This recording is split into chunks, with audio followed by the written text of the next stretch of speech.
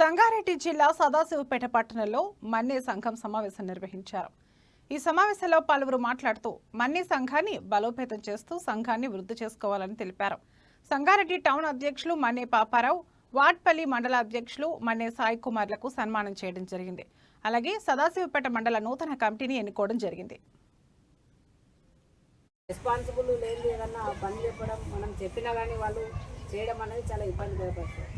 కాబట్టి ఒక రెస్పాన్స్ ఉన్నప్పుడే కంపల్సరీ వాళ్ళు వాళ్ళకి ఇచ్చినటువంటి బాధ్యత అన్నది నెరవేర్చడానికి అవకాశం ఉంటుంది. అయితే ఈ కమిటీలు వేయడం వల్ల మన అందరిలో ఐక్యత అనేది పెరిగిపోతుంది, అందరికీ రెస్పాన్సిబిలిటీ అనేది ఉంటుంది కంపల్సరీ. ఆ ఉద్దేశంతో ఈ కమిటీలు అనేది వేయాల్సిన సందర్భం వస్తుంది.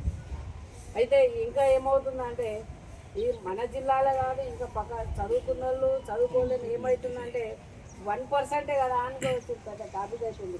1% కదా అని అంటే మరి ఎక్కువ పర్సెంట్ ఉన్నా కాకపోతే మన ప్రయోజనం ఉంటుందా, లేకపోతే మన వాళ్ళు రాణిస్తారా మనల్ని? ఇప్పుడు ఆల్రెడీ స్టేట్ గ్రూప్లో వచ్చింది చూసిరా.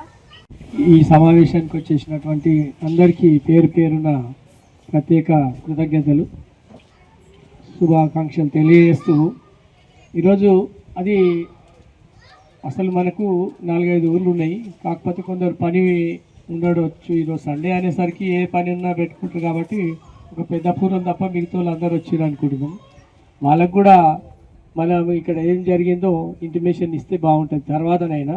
ఎందుకంటే ఇందులో మనం ఏ పని చేసిన తర్వాత చేసినా సరే అందరి పార్టిసిపేషన్ కంపల్సరీ అవసరం.